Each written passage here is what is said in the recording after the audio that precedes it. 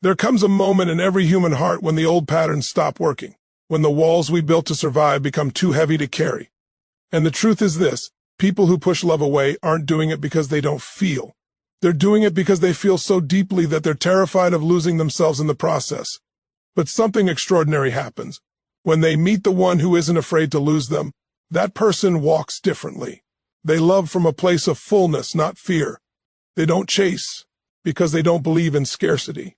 They don't cling because they know their worth isn't determined by someone staying. Their love is an invitation, not a demand. And that changes everything. When you're not afraid to lose someone, your energy says, I choose you, but I don't need you to complete me. That energy shakes the avoidant awake. It feels different from the past. It feels safe, expansive, grounded. It feels like truth. See, people who avoid closeness aren't running from love. They're running from the conditions that usually accompany it: pressure, expectations, emotional dependence.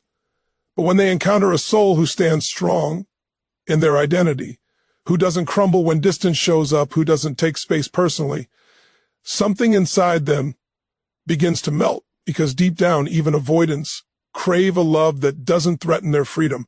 They fall for the one who honors their space. While radiating connection, they fall for the one who remains steady. Even when emotions get messy, they fall for the one who isn't auditioning for love, but embodying it.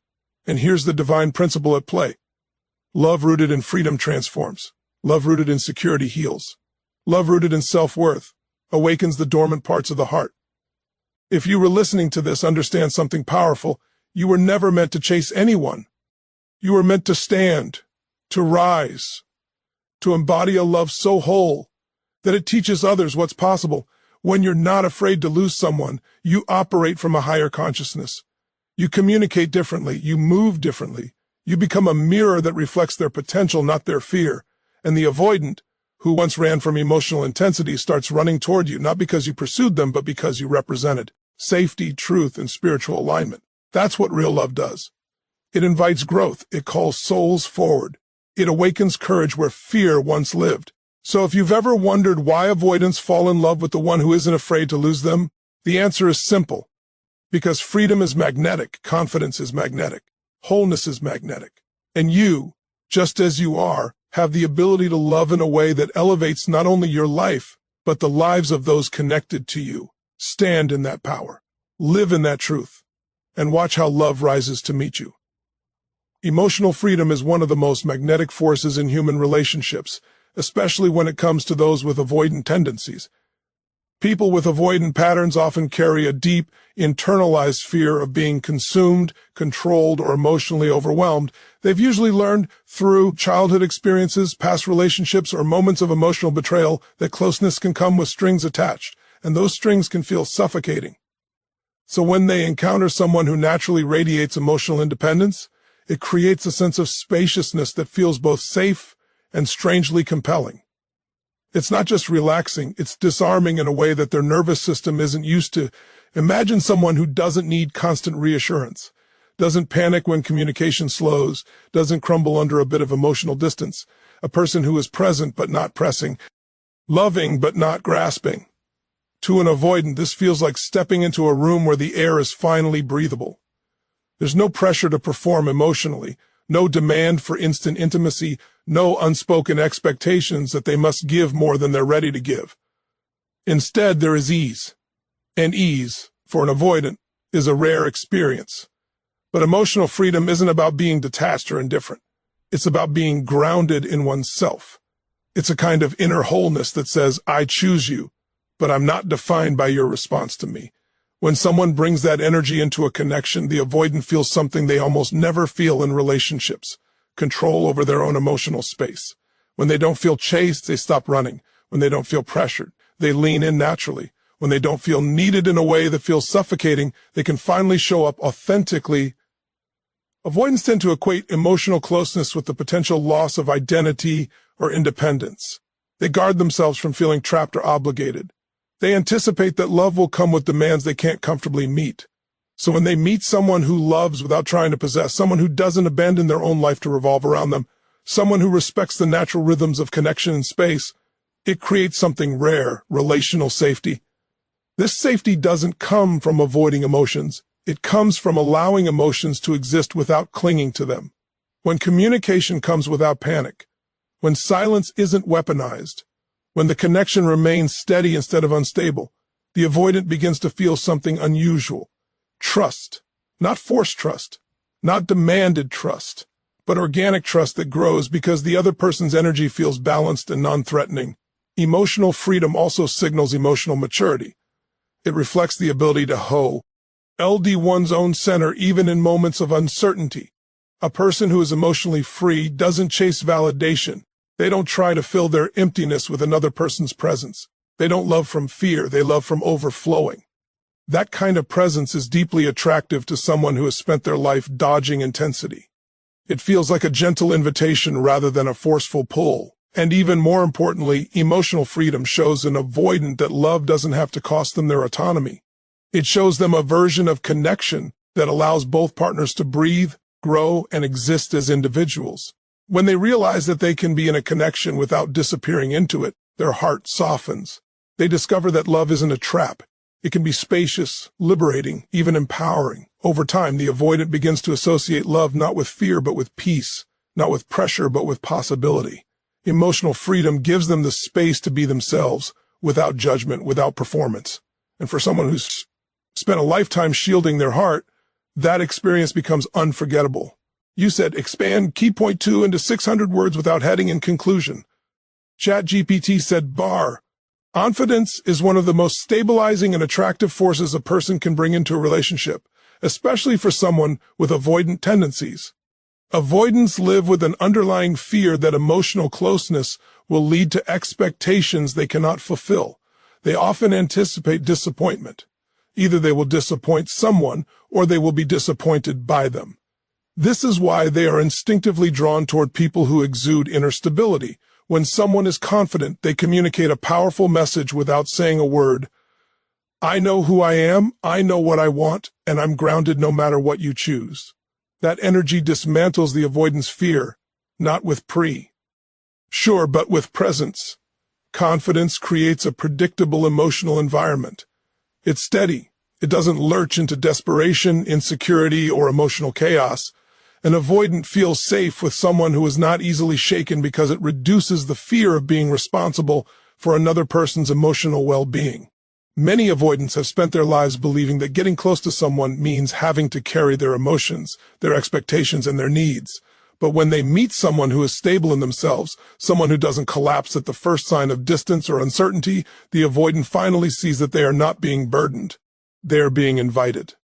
A confident partner regulates themselves. They don't react with panic when things shift. They don't spin anxious narratives about being abandoned. They don't interrogate every pause in communication. Instead, they maintain their groundedness. They trust themselves, and by extension, they create an environment where trust naturally grows. This sense of emotional equilibrium is magnetic to an avoidant because it signals that the relationship will not become overwhelming. Confidence also demonstrates emotional responsibility. A person who possesses genuine inner confidence is not looking for someone else to heal them, fix them, or fill their voids. They do not see a partner as the source of their happiness. They see a partner as an addition to a life already filled with purpose, direction, and meaning. To an avoidant, who is often terrified of being needed too much, this is incredibly relieving. It shows them that love doesn't have to be a one-sided emotional labor. It can be a partnership between two whole individuals. Another powerful aspect of confidence is that it communicates boundaried love. Confident people don't tolerate disrespect, hot and cold behavior, or emotional manipulation. They don't haze validation. They carry an inner knowing that says, if this connection is meant for me, it will align with me. If not, I'll rise above it.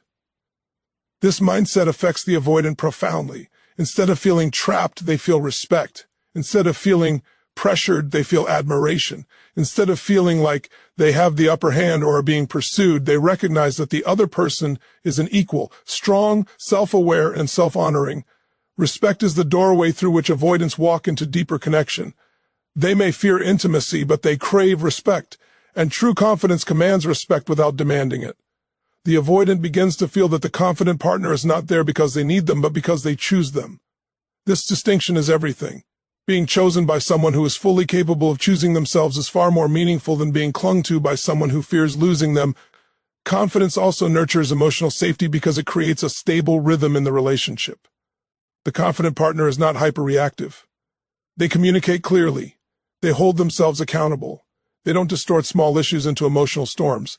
This consistent emotional landscape allows the avoidant to relax, to open, to show parts of themselves.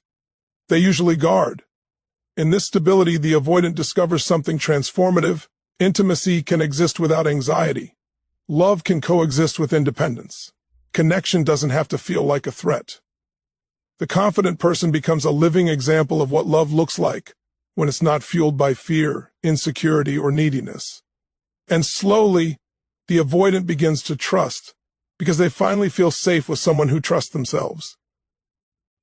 Non-attachment has a powerful and often unexpected effect on avoidant individuals, primarily because it removes the emotional pressure they instinctively brace themselves against. Avoidants aren't avoiding love. They're avoiding what they perceive as suffocating emotional demands. They fear being engulfed, losing their autonomy, or being responsible for someone else's happiness. So when someone shows up with an energy that says, "I care about you deeply, but I don't need to hold on to you tightly," it disrupts the avoidant's usual defenses. It creates a spacious, breathable environment where connection can grow naturally without force. Non-attachment isn't the absence of love. It's the absence of clinging. It's loving without the frantic energy of needing to secure a certain outcome. When a partner embraces non-attachment, the avoidant doesn't feel cornered emotionally. There's no demand for immediate closeness or intimacy. There's no silent expectation that they must reciprocate in a certain way or within a certain timeline. They aren't pushed to merge emotionally before they're ready. Instead, they feel accepted for where they are. And that acceptance gives them permission to open at their own pace. Pressure is the greatest trigger for avoidance. Anything that resembles desperation, dependency, or emotional hunger overwhelms the avoidant nervous system. When someone is anxious, clingy, or constantly seeking reassurance, an avoidant interprets this as a signal that their independence is at risk. But when a partner is grounded and emotionally self-sufficient, the avoidant senses that the connection is not a threat to their freedom. They feel less like they're being pulled into something and more like they're being gently invited. That difference creates the psychological space they need to stay connected rather than withdraw. Non-attachment also means not taking distance personally. Avoidance often needs space, not as a rejection, but as a way to self-regulate. When a partner doesn't panic or create drama around that space, the avoidant begins to relax. They realize that taking time for themselves won't result in emotional meltdown or punishment. This lowers their internal alarms, allowing them to return to the relationship more quickly and more willingly. The emotional pressure dissolves because they're no longer protecting themselves from anticipated reactions that never come.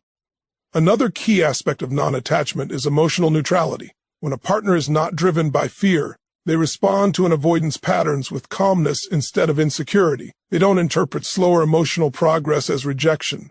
They don't demand intensity. They don't try to manipulate closeness. This emotional steadiness feels profoundly different to the avoidant, who is used to others reacting strongly to their distancing behavior. With non-attachment, they experience a kind of emotional maturity that doesn't escalate tension. And in that calm, the avoidant feels safe enough to step forward. There's also a deeper psychological layer. Non-attachment signals emotional abundance. It means the partner does not see the avoidant as their only source of peace, love, or validation. They have their own internal resources. They bring a full life, healthy self-esteem, and personal passions into the relationship. This reduces the emotional burden on the avoidant. Instead of feeling responsible for fulfilling someone else's needs, they experience a relationship where both partners stand strong on their own. This balance removes the overwhelming sense of obligation that usually pushes them away. With non-attachment, love becomes spacious rather than heavy. It becomes something the avoidant can approach rather than escape from. And ironically, when someone stops clinging, the avoidant stops running. They sense that there is no emotional trap waiting for them, only connection without coercion. This shift invites them to open emotionally in ways they never thought possible, because the threat they once feared no longer exists. In the absence of pressure, love becomes accessible. In the absence of demands, trust begins to grow. And in the presence of non-attachment, the avoidant finally discovers that intimacy doesn't and have to cost them their freedom. It can coexist with it. Healthy boundaries are one of the most powerful anchors in any relationship. And for avoidant individuals, they are often the very thing that creates the safety they didn't even know they needed. Boundaries communicate strength. They say without being spoken, I know my worth, I know what I will accept, and I stand firm in who I am. For an avoidant, someone who instinctively withdraws when they sense emotional expectations, this kind of groundedness is profoundly stabilizing. While many people believe that being flexible, accommodating, or endlessly forgiving will draw an avoidant closer, the opposite is true. What earns their respect and ultimately their love is a partner who maintains their integrity and honors themselves. Avoidants fear being consumed or controlled because they've often experienced relationships where boundaries were blurred, inconsistent, or non-existent. Maybe they grew up with caretakers who demanded emotional closeness or partners who became dependent on them in ways that felt overwhelming. So when they meet someone who has strong but loving boundaries, it sends a deeply reassuring signal: you won't be responsible for my emotional world, I take care of myself. This gives the avoidant permission to breathe. It reduces the subconscious fear that intimacy will lead to emotional suffocation. Boundaries create the structure that makes closeness feel safe rather than threatening. Another important aspect of boundaries is that they build respect. Avoidants, despite their distancing behavior, are intense. They're perceptive about people's emotional stability. They admire strength, not aggression, but inner solidity. When a person stands firm in their standards, holds to their values, and doesn't abandon themselves to keep the connection alive, the avoidant sees someone who is their equal, not someone who will collapse at the first sign of tension. That level of self-respect is magnetic. It shows the avoidant that the other person values themselves enough not to tolerate inconsistency or emotional unavailability forever. And ironically, that creates the very environment where the avoidant begins to show up more consistently. Boundaries also prevent the overgiving that suffocates avoidance. When someone tries too hard to please, tries too hard to be chosen, or sacrifices their well-being to maintain closeness, it triggers the avoidant's instinct to distance. They feel overwhelmed by the unspoken expectations. But when a partner honors their own needs, taking time for themselves, communicating with clarity, saying no when necessary, it sends a powerful message. The relationship is not a place of emotional dependency, it's a place of mutual responsibility. This removes the fear of being demanded of beyond their capacity. Healthy boundaries create emotional predictability. They regulate the flow of energy in the connection. Instead of emotional chaos, there's structure. Instead of hot and cold, there's clarity. Instead of insecurity, there's straightforward communication. Avoidants don't thrive in emotionally volatile environments. They thrive in relationships where the rules are clear and the expectations are reasonable. When boundaries are consistent, the avoidant knows what to expect, and that predictability makes it easier for them to stay engaged. Another deeply important element of boundaries is that they allow consequences. Many avoidants are not used to being held accountable. In relationships, people often tiptoe around their distance or excuse their emotional withdrawal, hoping not to push them away. But someone with healthy boundaries doesn't tolerate patterns that harm the connection. They communicate honestly: I care for you, but I won't participate in dynamics that diminish both of us.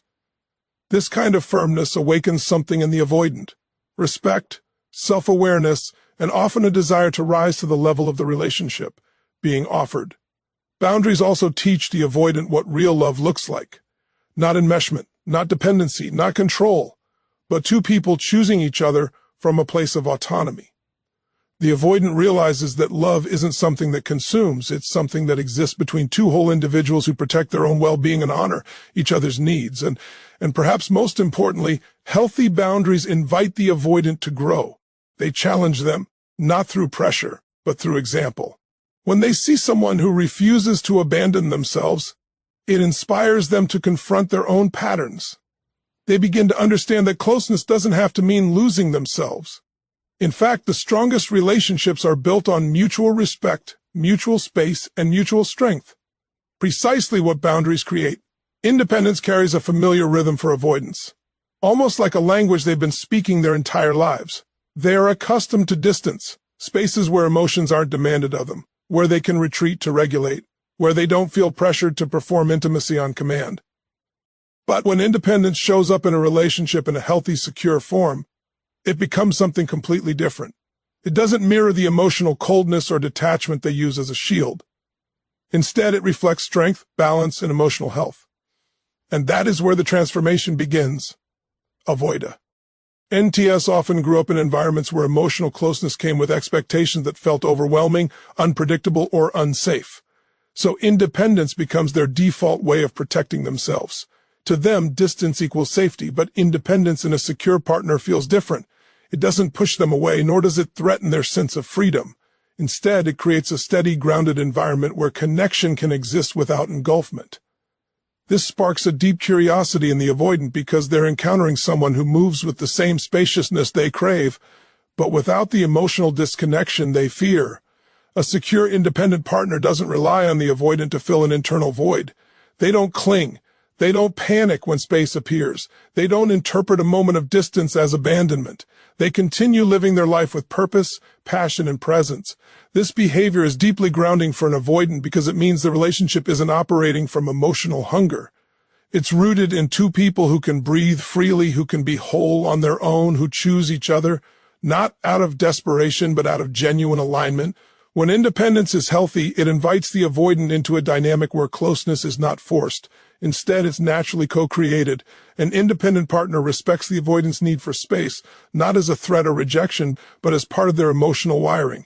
This acceptance lowers the avoidant's internal alarms. Suddenly, they don't need to protect themselves as fiercely. They don't need to run. They don't need to push away to regain equilibrium. The partner's independence provides the same spaciousness that the avoidant seeks, but without the loneliness that often accompanies their own withdrawal patterns. And here's the beautiful paradox. When a secure person is independent, they are also deeply connected to themselves. They know their values, their desires, their truth. They aren't losing themselves in the connection, and they don't expect the avoidant to lose themselves either. This mutual respect for individuality becomes the cornerstone for a relationship that feels emotionally safe. The avoidant realizes they are not being asked to sacrifice their identity. Instead, they're being invited into a connection where both identities are honored. Paradoxically, avoidants often long for connection. They just fear the version of connection they've experienced before. But with an independent partner, they encounter a new model. They see someone who is emotionally available without being emotionally overwhelming. Someone who is present and loving, yet not invasive. Someone who can stand beside them without collapsing into them. This balance is magnetic because it represents a healthier version of the avoidant's own patterns, one that still values autonomy but doesn't shut down emotionally. Independence also prevents the emotional intensity that scares avoidance away. When a partner has their own life, passions, friends, and internal stability, it removes the pressure from the relationship. The avoidant doesn't feel responsible for someone else's happiness, nor do they fear being consumed by constant emotional needs. Instead, they feel a sense of partnership, of equality, of two whole beings walking alongside each other rather than one leaning heavily on the other. Over time, this independent energy encourages the avoidant to grow. It offers a model of emotional health that feels approachable. It shows them that independence and intimacy are not enemies. They can coexist, that they can maintain their freedom while building meaningful closeness. And in that realization, something begins to shift. The avoidant starts leaning in, not because they're pushed, but because the relationship feels spacious enough for them to show up fully. This is why independence, when healthy and secure, becomes irresistible to the avoidant heart.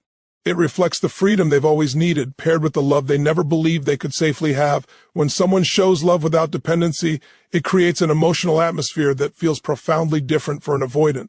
So different that it begins to dismantle the internal barriers they've spent years building. Avoidants aren't scared of love itself. They're scared of what they believe love demands of them. They fear being overwhelmed, being consumed, being expected to meet emotional needs they don't know how to meet. They fear losing their independence, their identity, or their sense of emotional control. So when they encounter a person who loves authentically yet stands solidly on their own 2 feet, something inside them begins to shift. It feels safe, it feels possible, it feels real. Authentic love, love that is given but not demanded, removes the unspoken pressure avoidants brace against. This kind of love doesn't beg for reassurance. It doesn't suffocate with expectations. It doesn't tie worthiness to closeness. Instead, it communicates a deeper truth. I choose you, but I don't depend on you for my emotional survival. That message is healing to someone who has lived their whole life fearing that intimacy equals loss of self. It shows them that love can exist without entanglement, without obligation, without emotional claustrophobia. When love is authentic rather than needy, it allows the avoidant to breathe, and breath creates space. Space opens the heart. The avoidant begins to realize that they don't have to run to protect themselves because they're not being cornered, they're not being pursued with frantic energy, they're not being pressured to open up faster than they're ready. The absence of emotional demand lowers their defenses in the gentlest possible way. It signals that the relationship is a choice, not a trap. Authentic love also demonstrates emotional maturity. When someone can love deeply without seeking validation, it shows that they've done the inner work. They've cultivated self-worth, self-respect, and emotional strength. To an avoidant, who often fears vulnerability because they associate it with instability, this steadiness is incredibly reassuring. They see a partner who isn't using love as a bandage for old wounds, but as a genuine expression of connection. That stability becomes an anchor for the avoidant, something they can relax into without fear of being overwhelmed. Another powerful aspect of authentic love is that it's consistent without being forceful. It doesn't disappear to punish, nor does it chase in desperation. It remains steady. It shows up with presence, patience, and clarity. For avoidants, who are accustomed to either being smothered or abandoned, this consistency is healing. It teaches them that love doesn't have to be chaotic or unpredictable. It can be stable. It can be calm. It can be a safe place rather than a storm. Authentic love allows the avoidant to grow at their own pace. It doesn't rush them into vulnerability. It invites them. It doesn't shame them for needing space. It honors it. This creates a dynamic where the avoidant feels emotionally respected, something they rarely experience. Respect softens their emotional armor. Respect makes them feel seen rather than judged. Respect shows them that their boundaries are safe within the connection, which ironically makes them more willing to lower those boundaries over time. And when love is authentic, it becomes transformative. It encourages the avoidant to step into a version of themselves they've hidden away, one that wants connection, wants closeness, want to be known. Love without dependency feels liberating rather than constricting. It awakens the avoidant's desire to reciprocate, to show up, to invest emotionally because the relationship feels like a partnership, not a prison. This type of love also reveals to the avoidant a deeper truth. Real intimacy doesn't destroy independence, it enhances it. It teaches them that vulnerability doesn't lead to pain, it leads to deeper understanding. It shows them that love is not a demand, but a shared creation between two grounded individuals. When love is given freely, without strings, it becomes irresistible because it carries both safety and depth. Over time, authentic love transforms fear into trust, avoidance into openness, and emotional distance into genuine connection. It becomes the path through which the avoidant finally discovers that love, when rooted in freedom, is not something to run from, but something worth running toward. Emotional maturity is one of the most stabilizing forces a person can bring into any relationship. And for someone with an avoidant attachment style, it becomes the very thing that turns fear into safety. Avoidants often operate with a heightened sensitivity to emotional intensity. They fear getting lost in someone else's needs, overwhelmed by someone else's emotions, or trapped in dynamics where vulnerability feels like a demand instead of a choice. But when they meet someone who approaches emotions with grace, groundedness, and clarity, it shifts their entire internal experience. Emotional maturity becomes a source of calm in a world that has often felt unpredictable or pressuring. For avoidants, the emotional landscape of relationships has historically felt like dangerous territory. They may associate closeness with chaos or suffocating expectations. They may have learned early on that emotions, whether their own or someone else's, can lead to conflict, instability, or loss of control. So they retreat, distance, or shut down as a way to preserve equilibrium. But an emotionally mature partner changes the dynamic because they handle emotions in a way that feels safe rather than overwhelming. They don't escalate tension. They don't weaponize vulnerability. They don't collapse into emotional neediness. Instead, they hold steady. This steadiness is magnetic. Emotional maturity allows a partner to stay calm even when emotions rise, to listen without judgment, to communicate clearly without attacking or withdrawing. To an avoidant who has long braced themselves for volatility, this kind of response is disarming in the best possible way. It tells them, you can be human with me. You can have emotions without fearing my reaction. That assurance softens the avoidance instinct to run. It replaces fear with the possibility of connection. Emotional maturity also means the partner doesn't take avoidance personally. Avoidants pull back not to punish but to regulate. They seek space not because they reject intimacy, but because they fear what intimacy might demand. When someone is emotionally mature, they don't respond with panic or accusations. They don't turn distance into a crisis. Instead, they understand the rhythm, connection, space, reconnection. This emotional intelligence reduces the pressure that avoidants are so sensitive to, allowing the relationship to unfold naturally rather than forcefully. Another aspect of emotional maturity is accountability. Mature partners take responsibility for their own emotional states. They don't place their healing on the avoidant. They don't expect the avoidant to fix their discomfort or validate them constantly. They regulate themselves. This is profoundly comforting for avoidants, who often fear becoming responsible for someone else's well-being. When a partner stands strong on their own, it creates safety. It signals that the relationship is not a place of emotional burden, but a place of mutual strength. Emotional maturity also reflects in the way conflict is handled. Avoidants often shut down during conflict because they fear escalation. They anticipate criticism, rejection, or emotional overwhelm. But a mature partner approaches conflict with gentleness and clarity. They don't use emotional intensity to dominate the conversation. They don't demand vulnerability on command. They don't create ultimatums. Instead, they create a container where honest conversation can occur without fear. They speak calmly, listen deeply, and hold space for the avoidant's slower pace of emotional processing. This creates trust, deep foundational trust. The avoidant begins to realize that vulnerability with this person won't lead to emotional chaos. They learn that their feelings, even the ones they hide from themselves, are safe in the presence of someone who approaches them with compassion and respect. And slowly they become more willing to share, more willing to stay, more willing to lean into the connection instead of away from it. Emotional maturity also includes emotional boundaries, the understanding that each partner is responsible for their own inner world. This creates equality in the relationship. The avoidant sees that they are not being asked to carry someone else's unresolved trauma or emotional instability. Instead, both partners stand side by side, each centered in themselves. This balance removes the fear of enmeshment that avoidants often struggle with. Most importantly, emotional maturity creates an energy of emotional freedom. It says, we can connect deeply, but neither of us loses ourselves. It assures the avoidant that closeness doesn't require abandoning their individuality. It teaches them that love can coexist with autonomy, that vulnerability can coexist with strength, and that emotional connection can be a place of grounding rather than a source of fear. And in that environment, the avoidant heart finally has room to open, slowly, authentically, and without fear. Security has a transformative power that reaches deep into the avoidant heart, often in ways they never expect. Avoidants spend much of their lives guarded, not because they lack emotions, but because their emotions run so deep that exposing them feels dangerous. They fear intimacy might demand more than they can give, that vulnerability might lead to rejection, or that closeness might cost them their sense of independence. But when they encounter someone who is secure within themselves, someone grounded, self-assured, and emotionally steady, it awakens something profound inside them, the desire to grow beyond their old patterns. A secure partner doesn't meet the avoidant with fear. They meet them with presence.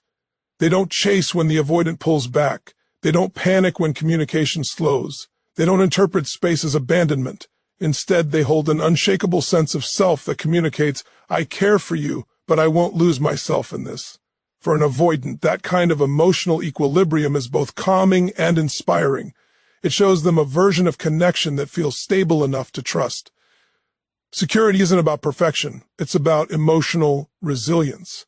A secure person can handle conflict with openness rather than defensiveness. They can receive emotions without becoming overwhelmed. They can offer support without demanding reciprocity. This steadiness creates a relationship environment where the avoidant no longer feels they must protect themselves from emotional chaos.